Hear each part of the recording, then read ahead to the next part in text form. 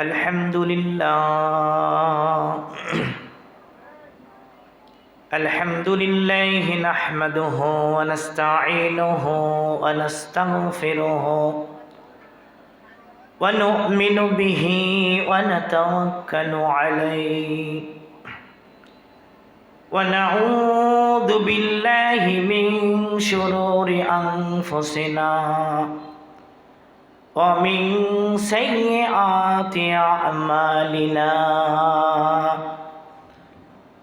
من يهده الله فلا مضل له ومن يضلله فلا هادي له ونشهد أن لا إله إلا الله وحده لا شريك له ونشهد أن محمدًا عبده ورسوله الذي أرسله بالحق بشيرا ونذيرا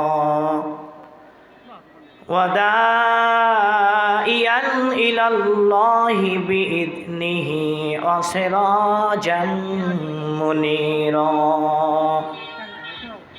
أما بعد فأعوذ بالله من الشيطان الرجيم بسم الله الرحمن الرحيم وقضى ربك ألا تعبدوا إلا إياه وبالوالدين إحسانا عن عبد الله بن مسعود رضي الله تعالى عنه سألت رسول الله صلى الله عليه وسلم قلت يا رسول الله أي الأعمال أفضل قال الصلاة على ميقاتها قلت ثم أي قال ثم بر الوالدين قلت ثم أي قال الجهاد في سبيل الله وقال الله تعالى في شان رسول الله صلى الله عليه وسلم إن الله وملائكته يصلون على النبي يا أيها الذين آمنوا صلوا عليه وسلموا تسليما اللهم صل على سيدنا مولانا محمد وعلى آل سيدنا نبينا محمد পাইলে নিরালাই গো হাবিব পাইলে নিরালাই আমি দুই কদমে চুমো খাবো আমি দুই কদমে চুমো খাবো পাইলে নিরালাই আল্লাহুম্মা সাল্লি আলা সাইয়্যিদিনা মাওলানা মুহাম্মদ ওয়া আলা আলি সাইয়্যিদিনা রাসূলুনা মুহাম্মদ নবীজির দেখা কি দিবেন না যদি দেন তবে কেন দেন না মনে যে হায় মানে না মানা ছুটে যায় নবীর রওজা রোজা আল্লাহুম্মা সাল্লি আলা সাইয়্যিদিনা মাওলানা মুহাম্মদ ওয়া আলা আলি সাইয়্যিদিনা শাফিয়ানা মুহাম্মদ أو كما قال الله تعالى أو كما رسول الله صلى الله عليه وسلم সম্মানিত হাজিরিন, শাহজাহাপুর সোনারপাড়া আল আকসা জামে মসজিদের উন্নয়ন কল্পে পবিত্র ইসালের সওয়াব ও তাফসিরুল কোরআন মাহফিলের প্রথম অধিবেশন, এই প্রথম অধিবেশনের 10তম অধিবেশনের আজকের এই প্রথম সালাতুল মাগরিবের পরে আজকের দিনের প্রথম অধিবেশন। আজকের দিনে যিনি সভাপতি পদ অলঙ্কিত করবেন উনি হলেন আলহাজ মাওলানা আব্দুল সালাম সাহেব। এছাড়াও আমার সামনে উপবিষ্ট যত মুমিন মুসলমান ও পর্দার আড়ালে মা ও বোনেরা, সকলের প্রতি আমার আবারও আন্তরিক সালাম, আসসালামু আলাইকুম ওয়া রাহমাতুল্লাহি ওয়া বারাকাতুহু। আপনারা সবাই কেমন আছেন? বক্তা ইতিমধ্যে স্টেজে উপস্থিত, কিন্তু মুসল্লির হালত একটু কম। যাই হোক, কোরআনের মজলিস, আল্লাহ তাআলা রাসূল সাল্লাল্লাহু আলাইহি সাল্লামের হাদিসের মজলিস, আল্লাহ তাআলার স্মরণ, আল্লাহ তাআলার জিকির ও শিকরের মজলিসে মজলিসের বাহির থেকে কোনো ফায়দা নাই, ভেতরে আসতে হয়। যদি আল্লাহ তাআলা ভেতরে কবুল করেন, আপনারা আসেন। ওয়াজ নসিহতের মাধ্যমে আশা করা যায় কিছু ফায়দা হবে। আমি জনাবে মুহাম্মদুর রাসূলুল্লাহ সাল্লাল্লাহু আলাইহি সাল্লামের জবান মুবারক থেকে একটি লম্বা হাদিস তেলাওয়াত করেছি। এই হাদিসের মধ্যে 3টা অংশ রয়েছে। আল্লাহ চাইতে আমি নিয়াত করেছি একটা অংশের আলোচনা করব ইনশাআল্লাহ। সেই আলোকপাতেই কোরআনুল কারীম সূরা বানী ইসরাঈলের কিছু অংশ তেলাওয়াত করেছি। আল্লাহ সুবহানাহু ওয়া তাআলার প্রিয় হাবিবের সাহাবী হযরত আব্দুল্লাহ ইবনে মাসউদ রাদিয়াল্লাহু তাআলা আনহু থেকে বর্ণনা একটা হাদিস। عن عبد الله ابن مسعود رضي الله تعالى عنه মুহাম্মদুর রাসূলুল্লাহ সাল্লাল্লাহু আলাইহি সাল্লামের অন্যতম সাহাবী আব্দুল্লাহ ইবনে মাসউদ, যাকে বলা হয় ফকিহ সাহাবী, তিনি বলেন, সাআলতু রাসূলুল্লাহ সাল্লাল্লাহু আলাইহি ওয়াসাল্লাম, আমি আল্লাহর নবীজি জনাবে মুহাম্মদুর রাসূলুল্লাহ সাল্লাল্লাহু আলাইহি সাল্লামকে জিজ্ঞাসা করলাম, কুলতু, আমি বললাম, ইয়া রাসূলুল্লাহ আইয়ুল আমালি আফদাল। সাউন্ড খুব একটা হচ্ছে না এখানে। আইয়ুল আমালি আফদাল, ও আল্লাহর হাবিব, কোন আমল সবচেয়ে আল্লাহর কাছে প্রিয়? রাসূল গো, আপনি কি আমাকে একটু বলবেন আইয়ুল আমালি আফদাল? জনাবে মুহাম্মদুর রাসূলুল্লাহ সাল্লাল্লাহু আলাইহি সাল্লাম সাহাবীর প্রশ্নের জবাব দিচ্ছেন। ও বন্ধু, সাহাবীরা নবীজিকে আমলের ব্যাপারে জিজ্ঞাসা করতেন, আর আমরা আমাদের ওস্তাদকে, আমরা আমাদের গুরু শিষ্যদেরকে আমাদের চাকরি বাকরি কি হবে, আমরা কোন পথে চললে চাকরি হবে, ব্যবসা বাণিজ্যের উন্নতি হবে, এই কথাগুলো জিজ্ঞাসা করি। কথা বলেন ঠিক কিনা? কিন্তু আল্লাহর নবী সাহাবী নবীজিকে জিজ্ঞাসা করতেছেন, ও আল্লাহর হাবিব, কোন কাজটা আল্লাহর কাছে বড় প্রিয়? এবার নবীজি জবাব দিচ্ছেন, শোন রে সাহাবী, ক্বালা আসসালাতু আলা মিকাতিহা, এক নাম্বার উত্তম আমাল হলো সময় মতো নামাজ আদায় করা। জোরে বলা যায় কি সুবহানাল্লাহ। এরপর সাহাবী আবার জিজ্ঞাসা করলেন, কুলতু সুম্মা আইয়্যুন, ওগো আল্লাহর হাবিব, এরপরে কোন আমলটা আল্লাহ তাআলার কাছে প্রিয়? কলা, আল্লাহর নবী বললেন, সুম্মা বিররুল ওয়ালিদাইন, পিতা মাতার সঙ্গে সদাচরণ করা। দ্বিতীয় নাম্বার আমাল নবীজি বলাই দিলেন। এবার সাহাবী আবার জিজ্ঞাসা করলেন, কুলতু সুম্মা আইন, ওগো আল্লাহর হাবিব, এরপরে কোন আমলটা আল্লাহ তাআলার কাছে প্রিয়? আমাকে একটু বলবেন কি? নবীজি বললেন, ক্বালা আল জিহাদু ফি সাবিলিল্লাহ, আল্লাহ তাআলার পথে জিহাদ করা। জোরে জোরে বলেন সুবহানাল্লাহ। সাহাবী নবীজিকে জিজ্ঞাসা করেছেন আমাল সম্পর্কে। আল্লাহর হাবিব উত্তম আমল বান্দাকে, আব্দুল্লাহ ইবনে মাসউদকে, সাহাবাদেরকে বলে দিচ্ছেন।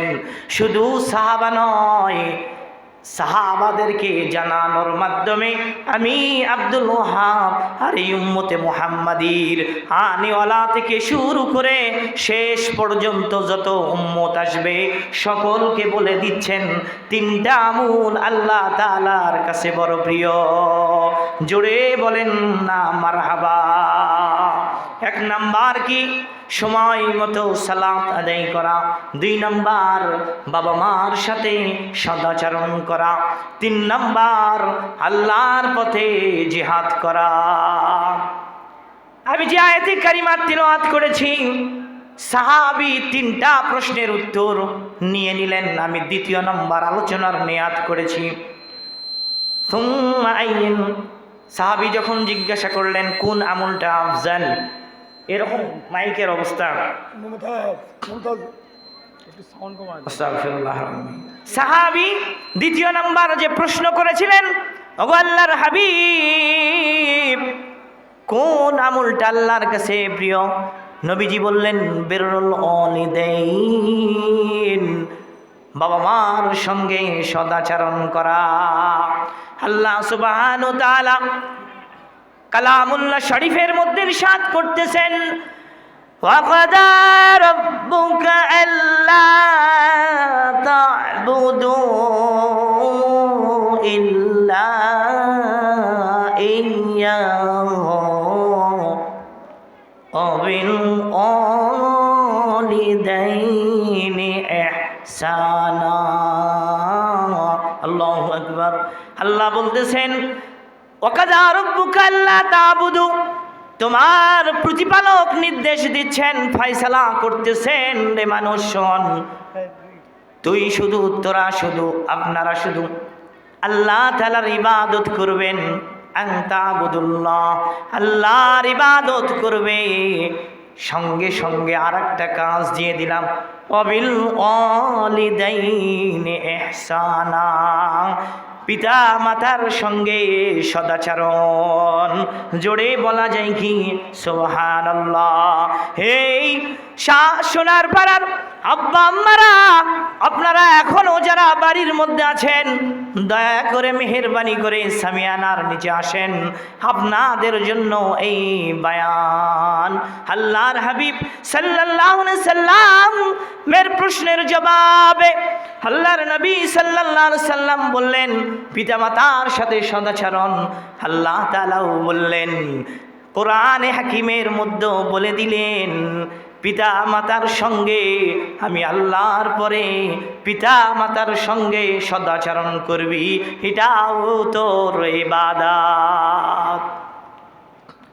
আল্লাহ রাব্বুল আলামিন এই আয়াতের মধ্যে রব শব্দ ব্যবহার করেছেন। রব, রকাদাল্লাহ বলেন নাই, আল্লাহ বলেছেন ওয়াকাদা রব।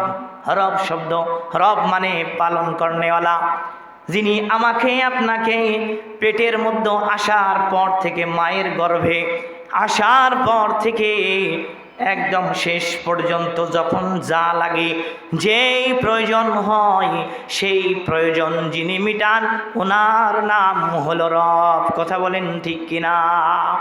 বানানেওয়ালাকে রব বলা হয়, খাওয়ানেওয়ালাকে রব বলা হয়, পালনেওয়ালাকে রব বলা হয়। আল্লাহ বলেন, ইয়া আইয়ুহাল ইনসানু মা গাররাকা বিরাব্বিকাল কারীম। হে মানুষেরা, কিসে তোদের প্রতিপালককে ভুলায় রাখলো? রবের পরিচয় আল্লাহ তাআলা দিচ্ছেন, আল্লাযী খালাকাকা ফাসাওয়াকা ফাআদালাক। যিনি তোরে বানাইছে আর তোকে আদালত সুবিষ্টভাবে সুবিন্যস্তভাবে তৈয়ার করেছে, উনি হলেন রব। আল্লাহ তাআলা বলতেছেন, আল্লাযী আত'আমাহুম মিন জু ফালিয়াবুদু রাব্ব হাযাল বাইত। এই ঘরের মালিকের, এই ঘরের প্রতিপালকের তুমি ইবাদত করো। রবকে পরিচয় দিচ্ছে আল্লাযী আত'আমাহুম মিন জু, যিনি ক্ষুধার সময় তোমাকে খাওয়াই, তিনি তোমার রব। জোরে বলা যায় কি মারহাবা। আল্লাহ সুবহানাহু ওয়া তাআলা রবের পরিচয় দিয়ে দিলেন। সেই শব্দ এই আয়াত কারিমার শুরুতে আল্লাহ ব্যবহার করেছেন, ওয়াকাদা রাব্বুকা আল্লা তা'বুদু ইল্লা ইয়্যাহু। হে মানুষ, হে মানুষ, তোমাকে ঘোষণা করতেছি আল্লাহর পক্ষ থেকে, আমি আল্লাহ ফয়সালা দিচ্ছি, ঘোষণা করতেছি তুমি তোমার প্রতিপালকের ইবাদত করবা, সাথে সাথে ওয়াবিল ওয়ালিদাইনি ইহসানা, পিতা মাতার সঙ্গে সদাচরণ করবা। জোরে বলা যায় কি সুবহানাল্লাহ। পিতা মাতাও বাবা মা আল্লাহ তাআলা যেমন লালন পালন করেন, ঠিক ওই রকম নয়, কিছুটা হলেও আব্বা মাও আমাকে আপনাকে লালন পালন করে। ছোট্ট থেকে বড় পর্যন্ত কত চেষ্টায় না করে, কত কষ্ট না করে। ওই জন্য আল্লাহ তাআলা রব শব্দ এখানে ব্যবহার করে পিতামাতার সঙ্গে জড়াই দিয়েছেন। আল্লাহও যেমন তোমাকে লালন পালন করে, তোমার পিতামাতাও তোমাকে লালন পালন করে। অতএব বাবা মার সঙ্গে সদাচরণ করবি রে মানব, বাবা মার সঙ্গে সুন্দর আচরণ করবি। ইহসান আরবি একটা বিরাট পরিভাষা। ইহসান, ইহসানের ব্যাখ্যা বিশ্লেষণ ব্যাপক। ইহসান শব্দের অর্থ সদাচরণ করা, ভালো সুন্দর ব্যবহার করা। ইহসান শব্দ যখন ইবাদতের ক্ষেত্রে ব্যবহার করা হয়, হাদিসে জিবরিলের মধ্যে আছে, আল্লাহ তাআলা বলেন, নবীজির মাধ্যমে হাদিসে জিবরিলের মধ্যে উল্লেখ করতেছেন, ইহসান কি আল্লাহ তাআলার আল্লাহ তাআলার হাবিব জনাবে মুহাম্মদুর রাসূলুল্লাহ বলতেছেন, ইহসান হচ্ছে তুমি এমনভাবে আল্লাহর ইবাদত করবে যেন আল্লাহকে তুমি দেখতে পাও। আর আল্লাহকে যদি দেখা সম্ভব না হয়, তবে এটা খেয়াল রাখবে যে আল্লাহ তাআলা তোমাকে দেখছে। সুবহানাল্লাহ। ইহসান শব্দ যখন পারস্পরিক মুআমালা লেনদেনে হবে, তখন ইহসান শব্দের ব্যবহার একটু অন্যরকম হবে। ধরে নেন আপনি একজন মানুষের সাথে লেনদেন করছিলেন, কেউ আপনার কাছ থেকে 10,000 টাকা পায়, আপনি টাকা দেওয়ার সময় একটু বেশি ধরাই দিলেন। গরিব মানুষ, যা 10,000 টাকা আমাকে কর্জ দিয়েছিলি, সুদের কথা বলছি না, এমনি 200-400 টাকা দিয়ে দিল, এর নাম হলো ইহসান। আবার বলল, যে ব্যক্তি কর্জে হাসানা নিয়েছিল, যা রে আল্লাহর বান্দা, 10,000 টাকা তোর দেওয়া বড়ই কঠিন, তুই 10,000 নয় আমাকে 9,000 টাকা দে, এই তো 1,000 টাকা কমাই দিল, এটার নাম হইল ইহসান। যেটা প্রাপ্য তার চাইতে কিছু বেশি দেয়া, তার চাইতে একটু বেশি দেওয়ার নাম হলো ইহসান। তাই আল্লাহ তাআলা বলতেছেন, রে মানব, বাবা মা তোকে যেমনে কষ্ট করে লালন পালন করেছে, তুইও তেমনি আব্বা মার সামনে ব্যবহার করবি, তার চাইতে বেশি করবে ইহসান। কিন্তু বাবা মার সাথে এহসান করা কি মানুষের সম্ভব?